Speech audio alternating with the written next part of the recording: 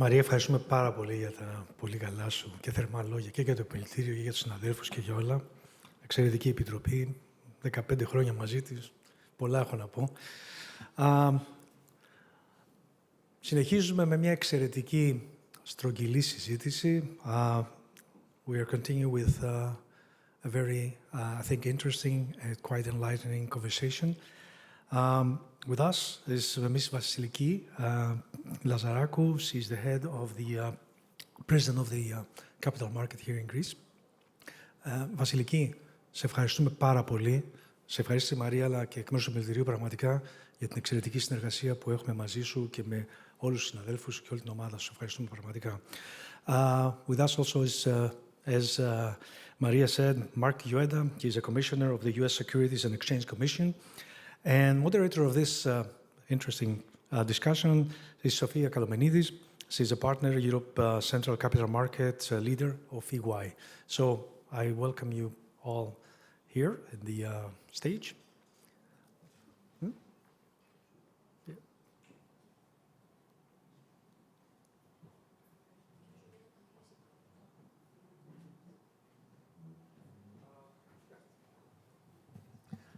Mr. Ueda will come to the podium because you have the short introduction, I guess, as Vasiliki said, okay? Correct?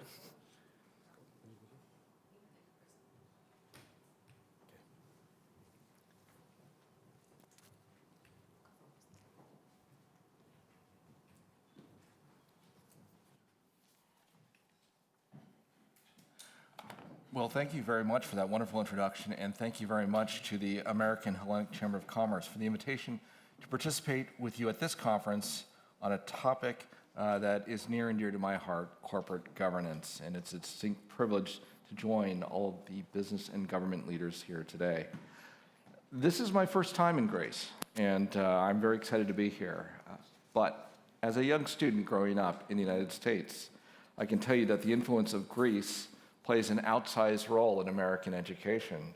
We studied in high school the gods and heroes of Greek mythology, read Homer's The Odyssey in literature class, and I guess there'll be a film version that'll be debuting this week also.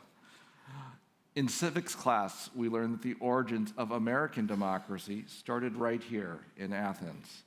And in world history, we were taught about the Greek Empire under Alexander the Great. So today I'm very pleased to join my good friend and dear colleague at IOSCO and OECD, Vasiliki, to discuss corporate governance. I'm a big believer in the capital markets. It is the engine that powers jobs creation, economic growth, and innovation. The markets, by far, are as compared to all other systems, the most superior way to allocate risk and capital. For companies that seek to raise that capital, they can potentially lower the cost of raising capital, which is a very scarce resource, through transparent and effective governance. And in the long run, investors reward companies with superior approaches to corporate governance that lead to effective management.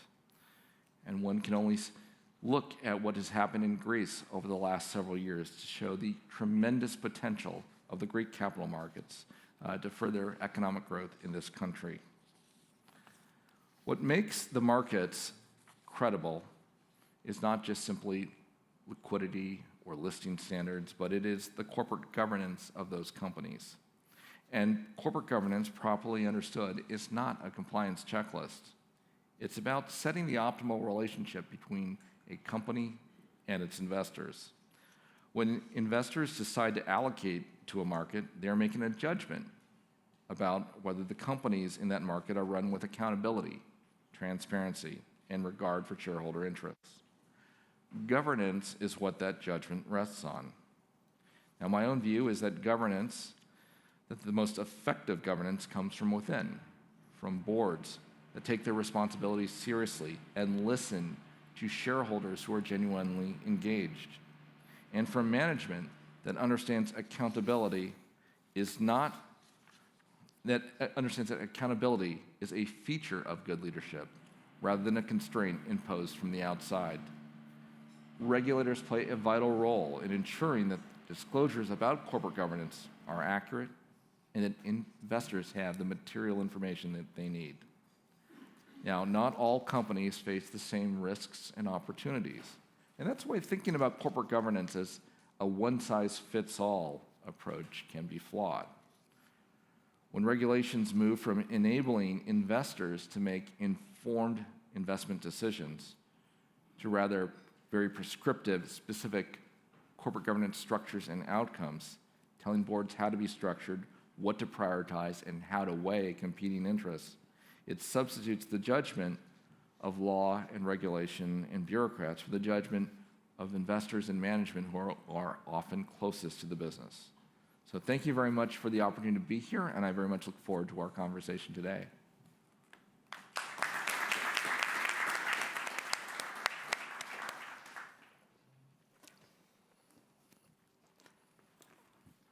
Well, good afternoon, and thank you to the American Hellenic Chamber of Commerce for the opportunity to moderate this roundtable. Commissioner Ueda, Chair Lazaragu, it's a great pleasure to be part of this discussion. As a capital markets partner and EY's capital markets leader for Europe Central over 33 countries, I've seen live experiences where regulations and reporting standards really help and prevent, wrong things being done and providing the right information, both in the US and in Greece. And I've seen how these regulations have developed over time. I feel our conversation today is it's going to give us the right time and momentum to take a step back and look at what our regulations are really, how they're supporting, and if the existing current regulations provide the right level of investor protection, and if there's something that regulators and standard setters will need to be taken into account when they're looking at the future. With this said, I would like to open our first question. Annual reports have become increasingly lengthy and complex, with some disclosures really providing limited information to investors. Commissioner Ueda, how should companies and regulators think about reducing information while still ensuring that investors receive the information they need in order to make the right decisions? Yeah. Well, I think the most important parts about the disclosures, both in the annual report as well as the interim periodic reports, it's not about the quantity of information, but it's about the quality of information. And I think that is one of the things that we struggle with a lot. In the United States, I think it's different than Europe in the sense that we have a very active, litigious business environment. So failing to make appropriate disclosures can land a company in court. And as a result, as a defensive measure, what we've seen is a significant amount of additional disclosures. But some of those disclosures I don't think are particularly helpful.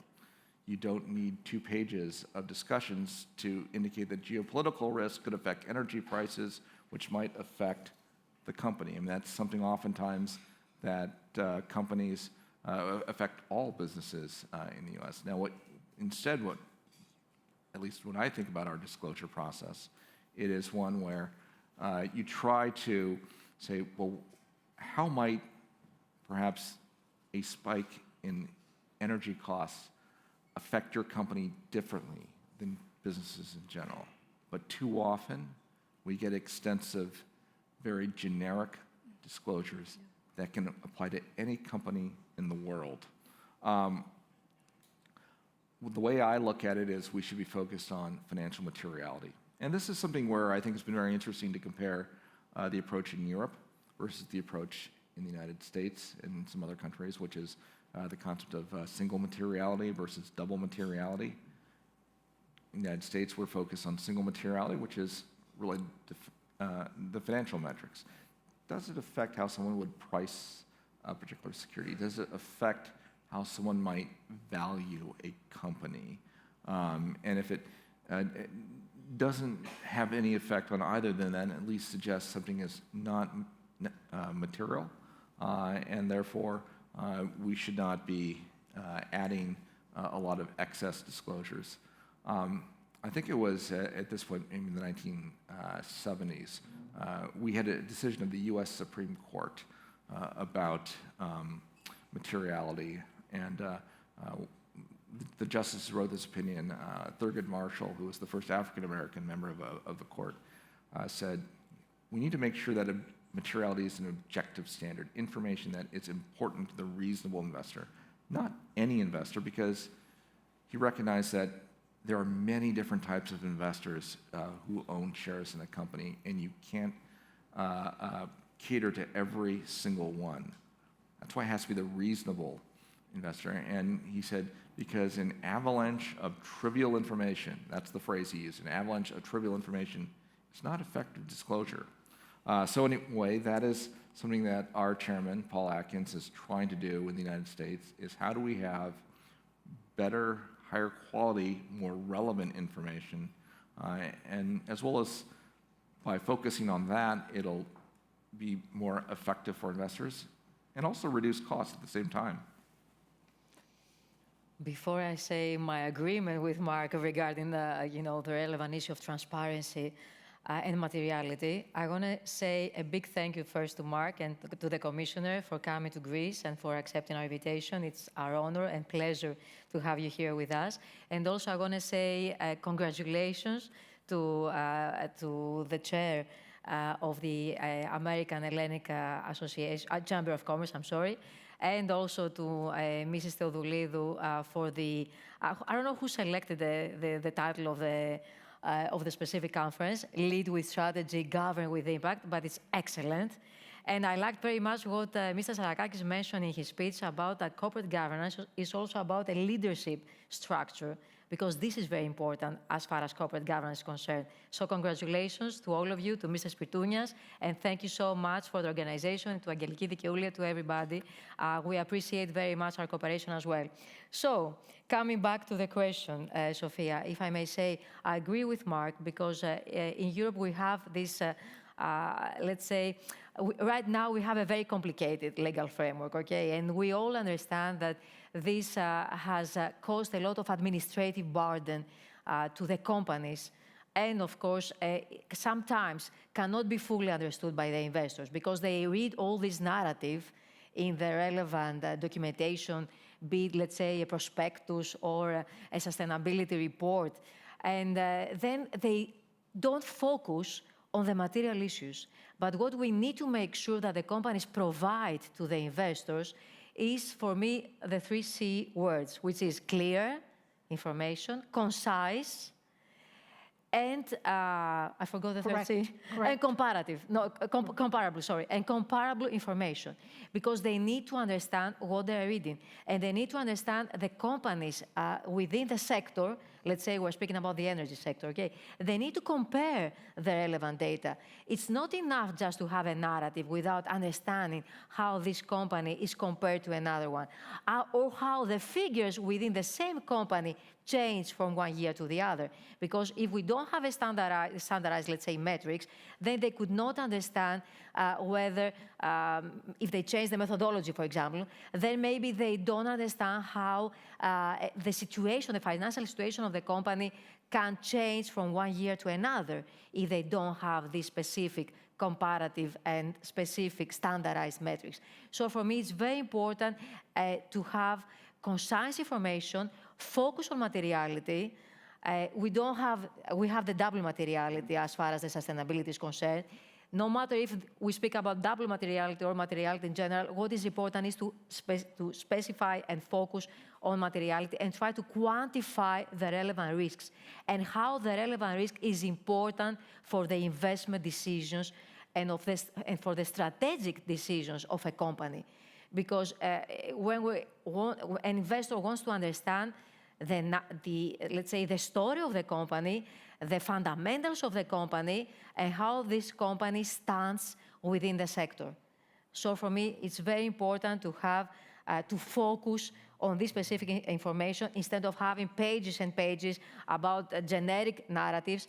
And maybe these narratives, we have said it here at the Hellenic Capital Market Commission, we have seen very long narratives who could be misleading in case they are, let's say, tending to advertise a company instead of focusing on the specific information which is relevant for the strategy and the investment decisions for the investors.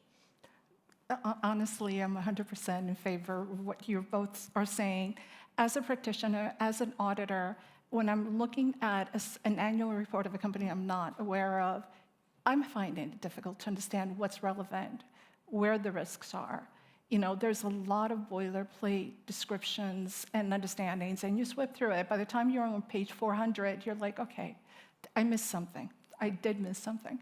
But we look forward to regulators actually taking a fresh look around these, the annual reports and coming back with some really interesting ways that we can make those annual reports a lot more meaningful to its readers. Our second question, we saw the SEC in May of 2026 propose to rescind the climate rule, aiming to refocus disclosure requirements on what matters to the investor. Commissioner, can you expand on what the SEC has understood investors are most interested in when making an investment? Well, I think it really gets back to materiality. Now, the way I look at it, we have always had requirements for material sustainability and environmental disclosures. And we have provisions that you need to talk about your material risks. You need to talk about what you expect your CapEx and liquidity requirements. You need to discuss in the financial statements if there are, for instance, potential contingent liabilities associated with environmental or sustainability issues. We have a section called Management's Discussion and Analysis, in which management is obligated to talk about its view of the results of the past quarter or the past fiscal year, but also comment on whether or not that is indicative of future performance. So when you think about sustainability, for instance, one issue that we have heard about, or certainly heard about 5 years ago, I think it is something that on the policy area has attracted a lot of attention, is transition costs. I think in part we've seen these efforts suggest that the original goals are not economically feasible or come at a very high cost to loss of jobs, loss of productivity, and negative business environment. And so they're making adjustments on that. But to the extent that they are, you do expect material increases in energy costs to transitions. To the extent you expect material capital expenditures as a result. Those have always been covered by the SEC rulebook. So a few years ago, we adopted a highly controversial rule that was very prescriptive. For instance, one of the things we required is if you will have an environmental or or natural effect that will affect more than 1% of your revenues or profit, you need to discuss that. 1%. If you think 1% is your level for materiality, well, why would it only apply in the case of sustainability, but not, for instance, if you've got a 2% loss from a key customer, for instance, or a 2% increase in the inputs that go into making a product that you manufacture? Why only sustainability, or I should say climate change, is actually broader. It covers any natural events. I know Greece is a volcanic area, and so it would cover volcanic activities. Again, why is this particularly special? It seems overly prescriptive. If it is going to have a material impact under traditional thoughts of materiality, the company's going to need to talk about that. I think the other important part about why I disagreed with what we did in climate change is the risk environment for companies is always changing.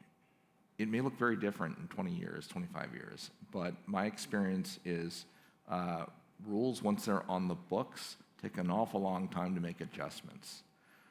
I started practicing corporate law in 1995. A couple years later, all of a sudden, we needed all these disclosures about Y2K.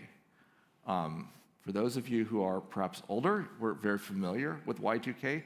when I explained to some of our most recent law school graduates who joined the commission the Y2K issue, I get a blank look in response. They just don't understand. Yet it was only a few years ago that we finally removed our Y2K disclosure requirements. So you want to make sure that we have rules that are flexible enough that can adapt to new changing. I would say we had Y2K regulations, didn't have anything specific on cybersecurity. Yeah. You know, that was still covered by the just standard. You got to focus on materiality. If you've got a material cybersecurity issue, then you need to talk about that. Thank you, Commissioner. Well, in Europe, we see this sustainable reporting and still of great interest. Chair Lazaraco, considering ongoing debate around the complexity and practical implementations of sustainable reporting requirements, do you believe further reform, because there have been changes this year, further reform is needed to make the framework more effective? And if yes, what principles should be guiding these additional reforms? I will be very brief. Yes, we need reforms in Europe. First of all, we have recognized that the framework was very complex and very complicated, and this is why this year we had the omnibus package. In February 2026, it was adopted, and it's going to be, let's say, within Greece, it's going to become a law, I guess, by the February 2027, okay? So that simplifies a lot the framework. And that was because we recognized that we need to simplify the framework. And I need further simplification is required, because you cannot have companies having, according to the SRS, to disclose something like 700, I don't know how many points. So we need to make sure that, as I said earlier, to provide concise information that makes sense and which is material. And going back to the point of Mark regarding what the law says, I mean, we check also the same logic. We follow the same rationale when we want to make sure that we try to find out whether greenwashing exists. Because if we want to see greenwashing, we go to the general rules about the market abuse and all this to make sure that we understand whether greenwashing exists as far as sustainability is concerned. So we have a similar logic, but not in all respects, because we have this very complicated structure in Europe where we need to follow, and we have all these, let's say, obligations for disclosure. Now, Omnibus is a very good step. It will reduce bureaucracy. It will not eliminate bureaucracy. It will reduce bureaucracy. But I think we need to take more steps in order to make sure that we have a more, let's say, effective framework. All right, thank you. I think we're going to move to another topic that is still something that appears in all the agendas and events. As companies increasingly embed AI in their core business operations and their key decision-making. Commissioner and Chair, how important is it for the regulation to provide clear expectations around governance, accountability, human oversight, risk management, and where should the balance be struck between enabling innovation and protecting investors and other stakeholders? Well, I think AI is one of the cutting edge issues that boards are facing now. How do companies view it for their own internal operations? How to take strategic advantage of AI? How potentially does AI affect their business model?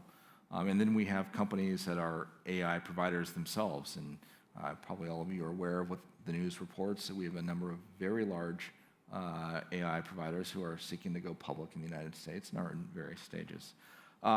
Ultimately, with this new tool, boards, at least my thinking is, while the technology is new, it's no different than issues they faced in the past. What are the risks? What are the opportunities? What are the threats that the company faces? Ultimately, the company has an obligation, the board has an obligation to decide, make strategic decisions. They do have certain responsibilities to understand how the company, or that oversight of how the company is using AI, but it's still their decision. Now, it can potentially, when I look at the opportunistic side, give them better information to make decisions, but it still doesn't substitute their own analysis, and it doesn't substitute their need to question the results they have from AI. How did it arrive at this? I think about the early days of, remember the gadgets you would have with the GPS instructions, and it wasn't on your phone, but you'd have your own separate device, and occasionally the device would route you across a bridge that was closed. You wouldn't say, well, the device said take this bridge where it's under repair. You have to still apply your own judgment. I fully agree with the Commissioner, and actually at IOSCO right now we are working on, we have a work stream regarding the AI and how the AI has an impact on the financial sector. And if I may also add, it is very important to recognize that AI can be a facilitator for the decisions of the board especially, but cannot substitute, as Mark also mentioned, cannot substitute the responsibility of the board and the board itself. So the members of the board need to have need to make sure that they have the appropriate judgment in order to test AI, to test the outcome, of the AI solutions, whatever the AI brings to the discussion. And also, that's where we need to lead with strategy. That's where the board of directors need to make sure that they understand how AI can help them, can assist them in the decision, and also at the same time try to make the relevant questions, test the AI, and make sure that they are responsible for the final decision and make the appropriate judgment. So that's a very good test. AI will be a very good test for the future.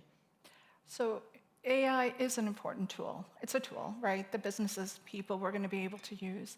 But do you feel that the regulations need to be prescriptive enough to prevent misuse? Or do we go back to the previous conversation around climate and sustainability?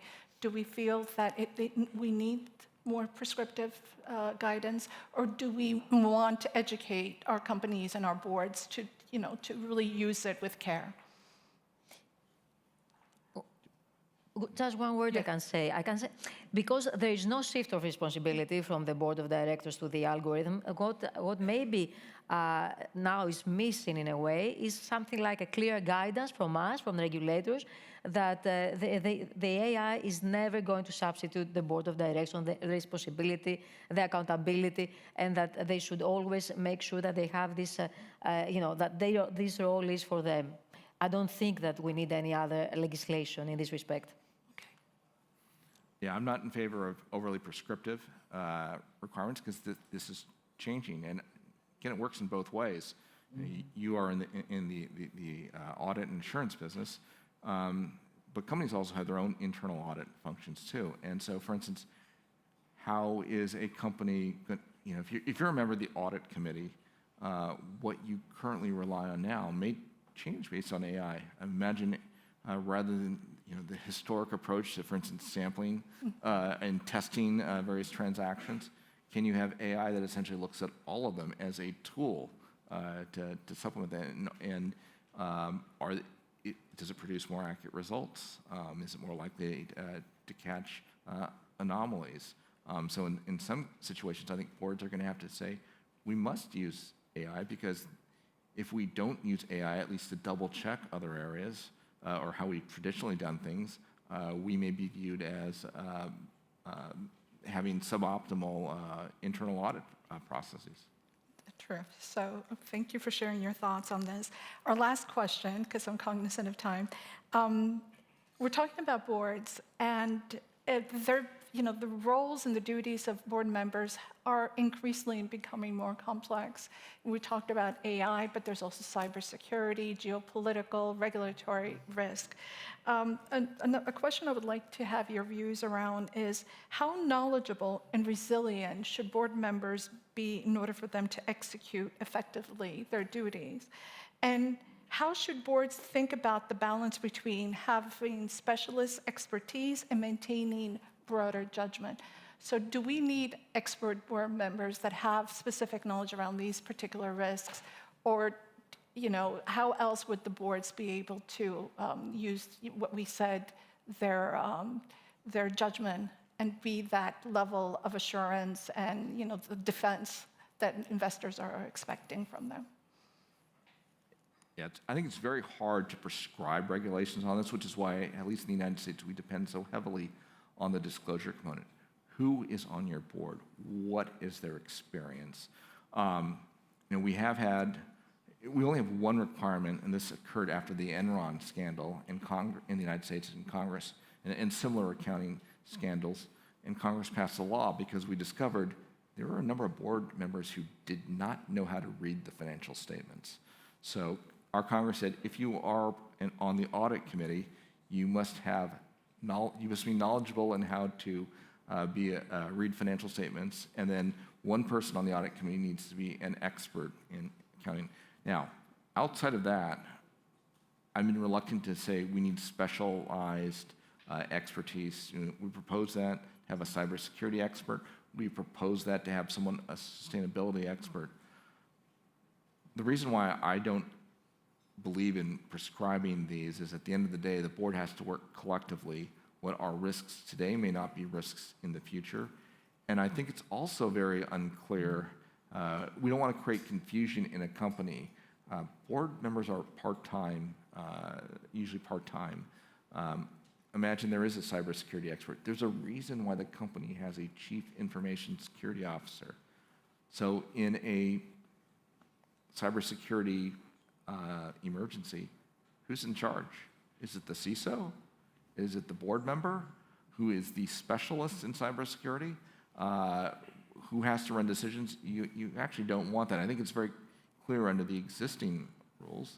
You have a CISO who reports to a CEO, and that CEO is then responsible to the board. Thank you.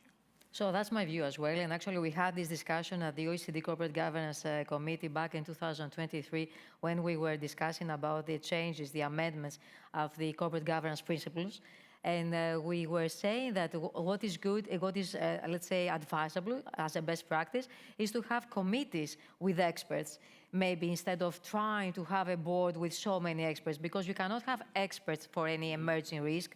There are a lot of risks, as the Commission also mentioned. So what is advisable maybe is to make sure that the board members have a high sense of responsibility, because that's what is important, have also independence, because this is, again, very important, and also understand the relevant risks and communicate with the experts in order to make sure that they are aware of the problems that a company may face, and then take the relevant decisions on the basis of their judgment. So, yes, it is very important to have, let's say, knowledge on a wide range of issues, such as AI or technology in general, but you cannot expect to have experts for each issue.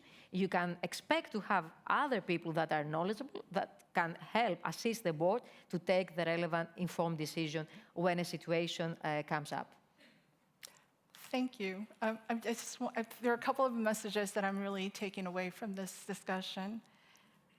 You don't need too much regulation, but you do need accountability and understanding.